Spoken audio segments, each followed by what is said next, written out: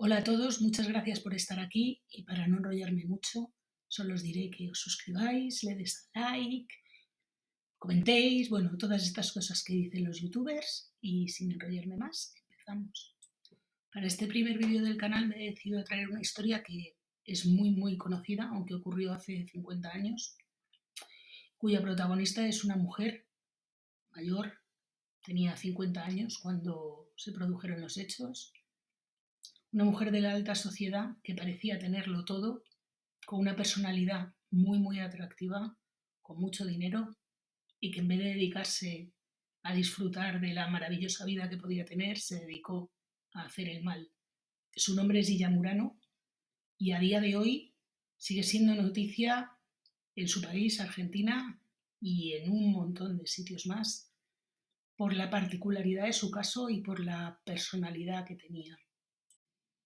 Pero primero, antes de comenzar, vamos a dar un poco de contexto a esta historia porque es muy importante el tiempo y el lugar donde se desarrolla esta historia. En 1979, que es cuando se desarrolla la trama, aunque venía de antes, Argentina vivía desde hacía unos 3 años en una dictadura militar bajo cuyas políticas se había agravado notablemente la crisis económica y social que había dejado a las clases medias y bajas en un nivel de pobreza que nunca habían vivido hasta entonces, porque Argentina históricamente siempre había sido un país bastante próspero. Y todo esto a pesar de la euforia después de ganar el Mundial que ellos mismos habían organizado el año anterior y de la desmovilización de las tropas en el sur del país que casi les lleva una guerra con Chile, que estuvo a puntito de empezar. Pero bueno, al final esto se desactivó y la guerra no llegó a estallar. Pues en medio de todo este contexto y con una inflación en un año del 160%, imaginad lo que tiene que ser una inflación así de grande. Aquí estamos escandalizados por los precios y hemos sufrido una inflación cercana al 10% en un año. El 160 es que tiene que ser increíble. O sea, debe ser como ir a la compra un día a comprar un litro de leche y al día siguiente que cuesta el doble. Es que no me lo quiero ni imaginar. Además de esto, el 25% de los capitales que estaban en los bancos habían desaparecido. Básicamente había sido una fuga de capitales al extranjero. Se habían congelado los salarios y se habían desregularizado las condiciones laborales, con lo cual los contratos eran de risa por no decir de pena. Por tanto, la diferencia entre ricos y pobres habría crecido de una manera espeluznante. Y, además, en medio de todo esto, los especuladores estaban haciendo su agosto porque se habían flexibilizado las condiciones para invertir en ciertos productos financieros con unas rentabilidades muy altas, pero con unas garantías bastante dudosas. Y en este contexto, en este caldo de cultivo, es donde nuestra protagonista se movía como pez en el agua. Para que os hagáis una idea del tipo de persona del que hablamos, el nombre a lo mejor os puede dar una pista. La interfecta se llamaba María de las Mercedes Bernardina Boya Aponte de Murano. Toma ya. Para los amigos conocidos y para nosotros en el resto del vídeo va a ser Gilla Murano. Bien, pues el principio del fin de esta mujer llegó el 24 de marzo de 1979, cuando estaba en casa de su prima segunda, otra señora con un nombre estupendo, Carmen Zulema del Giorgio de Venturini, que además de prima era íntima amiga de Gilla. Y estando con ella, la mujer empezó a sentirse fatal, tan mal, que se arrastró hasta el pasillo del edificio, incluso llegó hasta las escaleras, y allí se desplomó. Sufrió un mareo tremendo y murió en la misma escalera donde había caído. El edificio de esta casa estaba en la calle Hipólito Yrigoyen, por si alguien le dice algo, a mí absolutamente nada, porque no conozco Buenos Aires, pero vamos, me imagino que sería una gran casa señorial.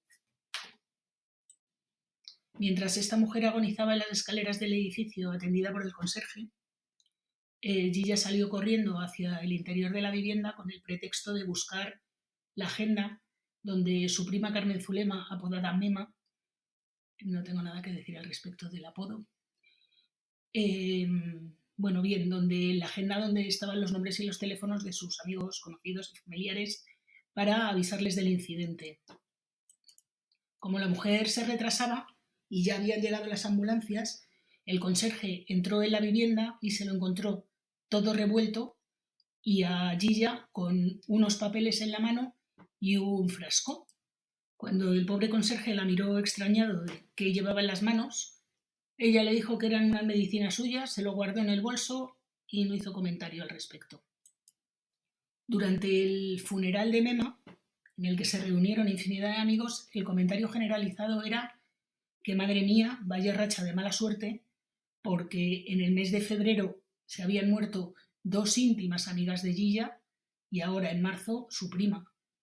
Y esto era un golpe durísimo para la pobre Gilla, que estaba desolada. Todo el mundo quería consolarla, bueno, una tragedia. Sin embargo, pasados unos días, una hija de Mema se dio cuenta de que faltaban...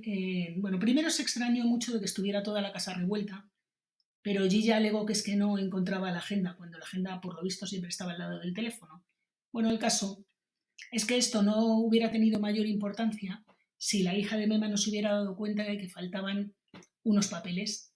Estos papeles no eran otra cosa que unos pagarés que había recibido de Gilla, en los que Gilla se comprometía a devolverle por triplicado una inversión que había hecho su madre por valor de 20 millones de pesos ley. Una cantidad que en la época debía ser altísima, porque al cambio actual y después de todas las devaluaciones que ha sufrido el peso ley y de su conversión al peso actual, equivaldría a casi $6.000. Estos pagares constituían la prueba más importante de una inversión que había hecho su madre con Gilla, en la cual Gilla Murano se comprometía a devolverle el triple de lo que le había entregado Mema en un plazo no determinado de tiempo. La hija de Mema, Diana, sabía que su madre llevaba tiempo reclamándole este dinero a su prima y que Gilla siempre le había estado dando largas. Y sabía también que las otras 2 amigas fallecidas habían tenido exactamente el mismo problema que había tenido su madre con los pagares de Gilla. No que hubieran desaparecido, sino que Gilla nunca terminaba de devolverles el dinero. Así que Diana, bastante mosqueada, comenzó a preguntar a todos los testigos que habían estado el día de la muerte de su madre, hasta que dio con el conserje del edificio, que le contó la historia de los papeles y el botecito de medicamentos que Gilla se metió en el bolso ese día. Entonces las sospechas aumentaron bastante: pagarés, muertes inexplicables, un botecito de medicamentos, su madre agonizando cuando siempre había tenido una salud estupenda. Total, que decidió ir a la policía con sus sospechas y, sorpresa para nadie, la policía la tomó en serio y se dedicó a investigar.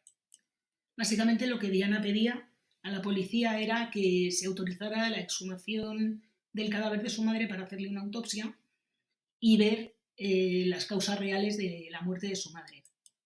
La policía accede, se le hace una autopsia al cadáver de Carmen Zulema y se descubre restos bastante importantes de cianuro en el estómago y en los intestinos. Además, hablando otra vez con el conserje, que en este caso es un testigo clave, pues bien, el conserje les dice que había visto llegar a Gilla Murano con un paquetito en la mano, que luego se descubriría que eran lo que en Argentina llaman masitas, que son pequeños pastelitos, una especie de galletitas dulces con la que Gilla solía obsequiar a las visitas. A raíz de esto, la policía también se decidió a investigar la muerte de Nilda Gamba, que se produjo el 11 de febrero del mismo año, 2 días después de haber cenado en casa de su amiga Gilla. Esta mujer murió con los mismos síntomas que murió Mema, con unos dolores de estómago fortísimos y con náuseas, aunque el médico que la atendió le diagnosticó intoxicación. Y solo 15 días después de que muriera Nilda Gamba, murió otra amiga de Gilla, Leila Formisano de Ayala, con los mismos síntomas, y después, con el tiempo, se supo que en la casa se había encontrado un paquetito de las mismas masitas que había llevado a casa de su prima Mema. En total, la deuda que acumulaba Gilla con estas 3 mujeres fallecidas era de $300.000. $300.000 del año 1979, que tiene que ser una pasta bastante considerable. Este dato me causaba mucha curiosidad y lo he metido en una calculadora de inflación que convierte el valor del dinero en una fecha determinada a cuánto valdría a día de hoy, teniendo en cuenta la inflación.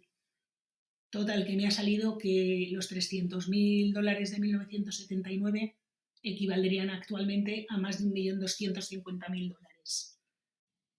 Además de los interrogatorios, la policía también pidió la exhumación de los cadáveres de las dos amigas de Gilla, Nilda Gamba y Leila Formisano, y aunque se hicieron pruebas para encontrar cianuro, por lo visto la descomposición de los cadáveres durante el proceso se crean sustancias parecidas al cianuro y fueron incapaces de determinar si esa sustancia se encontraba en sus cuerpos o se había producido con posterioridad a la muerte, con lo cual no quedaban evidencias del envenenamiento. A pesar de todo, el 27 de abril de ese mismo año, qué policía más rápida, mucho más que en España, la verdad, la policía detuvo a Gilla Murano en su casa, acusada de haber envenenado a 3 mujeres y, claro, llevada a juicio por un triple, no puedo decir la palabra en YouTube, pero ella nunca confesó. Ella siempre se declaró inocente de todos los cargos. En 1980, poco más de un año después de haber sido encarcelada, Gilla sufrió un desvanecimiento en prisión, fue llevada corriendo al hospital y le detectaron un tumor del que fue operada y del que se recuperó completamente. 2 años después, en 1982, el juez a cargo de su caso, el juez Ángel Mercado, la absolvió de todos los cargos y la dejó en libertad. Si bien en el auto ponía que todas las pruebas apuntaban en su contra, alegaba que no hubo testigos directos de los crímenes y por tanto no podían serle imputados a ella. Sin embargo, y pese a todo el revuelo que esto causó, en el año 1985 la Cámara de Apelaciones la encontró culpable de todos los cargos y volvió a la cárcel. Volvió a la cárcel con una pena de cadena perpetua. No sirvió de nada, porque 10 años después salió por donde había entrado. Salió porque le conmutaron la pena de cadena perpetua y porque se aplicó la conocida ley del 2 por 1, en la que consideraban que las penas que se habían cumplido antes de juicio valían por 2. Bueno, algo así, porque tampoco he logrado enterarme muy bien en virtud de qué. Bueno, el caso es que en el año 1995 salió libre. Un detalle muy curioso, que habla mucho de la personalidad de esta mujer, es que cuando supo que le habían revocado la condena, a todos los jueces que habían participado en la sentencia de apelación les mandó una caja de bombones como agradecimiento. Se desconoce si alguno de ellos tuvo las santas narices de comerse alguno.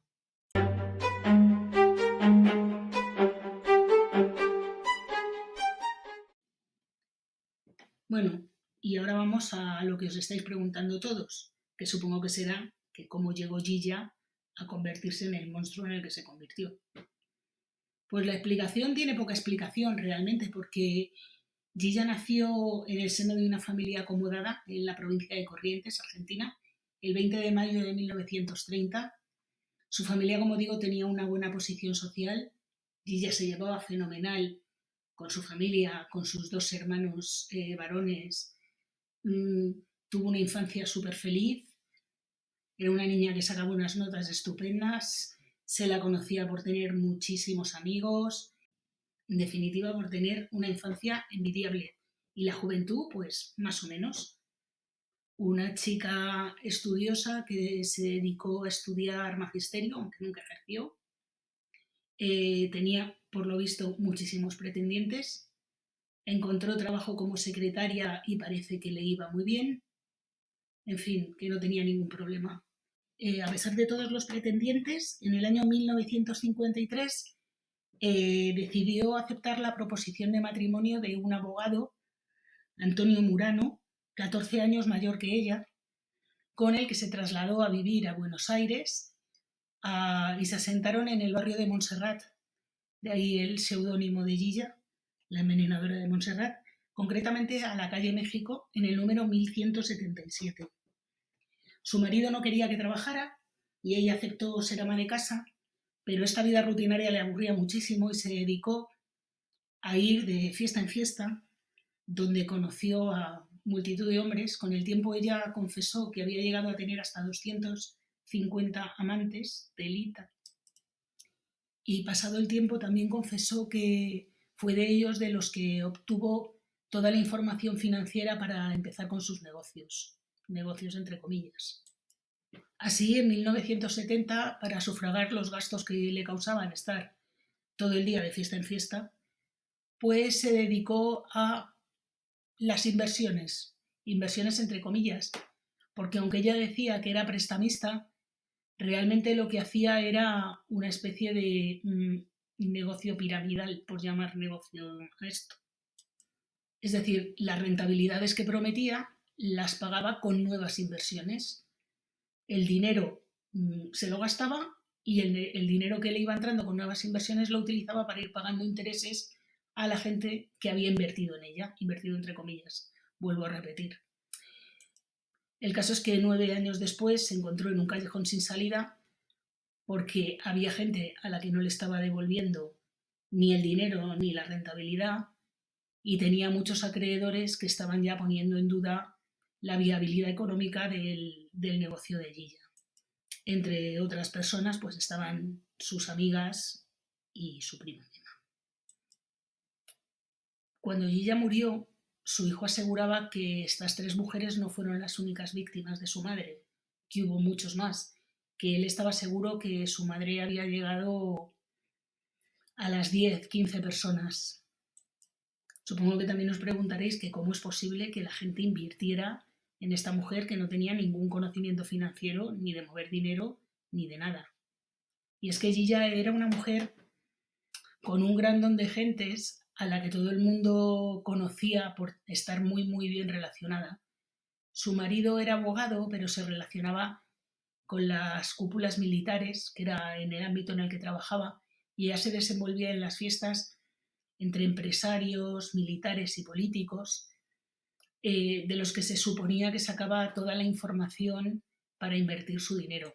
Como os he explicado al principio, Argentina vivía en una especie de burbuja financiera a la que se le llamó dinero dulce, en el que este tipo de inversiones por lo visto estaban muy muy en boga y la gente presumía de obtener altísimas rentabilidades en negocios extraños.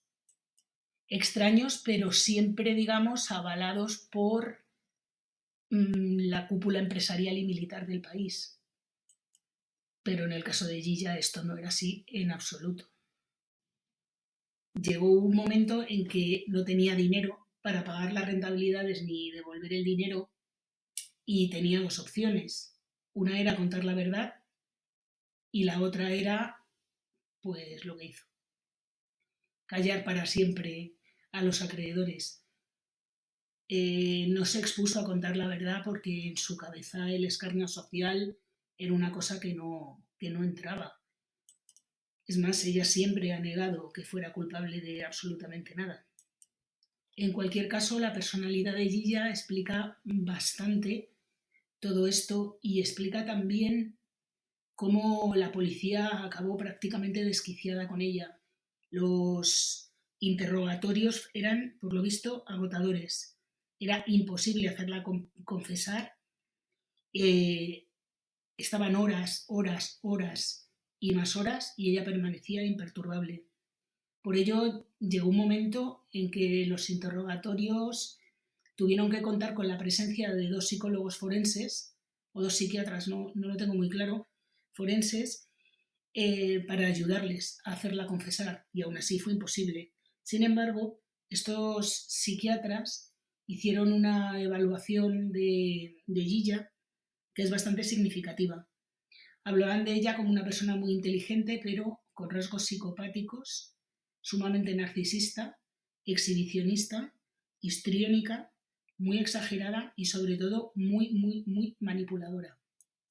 Incluso cuando ingresó en prisión, logró hacerse con una camarilla de presas que hacían todo el trabajo duro por ella e incluso llegó a convertirse en la cocinera de la prisión, que hay que echarle narices al tema. En prisión logró convencer incluso a los de la condicional de que tenía un comportamiento extraordinario y tuvo varios permisos en los que fue a visitar a sus hermanos y en los que acudía frecuentemente a misa. Esto es bastante irónico también. Cuando salió de prisión en el año 1995, su marido había muerto, con lo cual le dejó una pensión y su hijo, digamos que la repudió. No sé si esto se puede decir de un hijo, pero la repudió. Su hijo no quería saber absolutamente nada de ella y de hecho cuando ella murió, su hijo escribió un libro bastante duro con ella en el que contaba, entre otras cosas, que su madre cuando él tenía 10 años había intentado envenenarla con un pastel. No sé hasta qué punto esto será cierto o no, porque el hijo también tiene una fantasía desbordante, heredada de su propia madre, me imagino, y cuenta cosas alucinantes. Entre ellas que cuando era pequeño, su madre tenía 5 o 6 años, su madre se lo llevaba a los encuentros con sus amantes, le metían en una habitación de hotel contigua a la que usaban ellos y hacía llamar a los amantes de su madre tíos. O sea, su madre hacía que el niño llamara a sus amantes tíos. Poco después de salir de prisión se casó con un hombre y acudió a un montón de programas de televisión. Y fue precisamente en uno de estos programas de televisión cuando el hombre se enteró de quién era verdaderamente Gilla, porque no lo sabía. No sabía que se había casado con esa mujer. Total, que pidió el divorcio. Y con el tiempo, la hija de este señor contó que Gilla les había robado joyas por valor de $30.000. Nunca se puso denuncia y por esto nunca se la llevó a juicio. No sé hasta qué punto sería verdad o hasta qué punto no tenían pruebas del delito. Tiempo después, Gilla se volvió a casar, en esta ocasión con un hombre ciego que tampoco habla muy bien de ella, no tanto él, sino como la familia de este señor. Según ellos mismos decían, tampoco sabían quién era esta mujer. El caso es que el matrimonio tampoco duró mucho. Finalmente, Gilla acabó sus días en un geriátrico, aquejada de demencia y de Alzheimer, y murió en 2014 a la edad de 83 años. Su hijo, que es un personaje mediático muy conocido en Argentina, su único hijo, que se llama Martín Murano, además del libro suele acudir a programas de televisión y, entre otras lindezas, cuenta que se hizo la prueba de ADN y que Antonio Murano no era su padre. No sé si será cierto o no, porque no hay nadie para rebatirlo ni para comprobarlo, pero él lo asegura.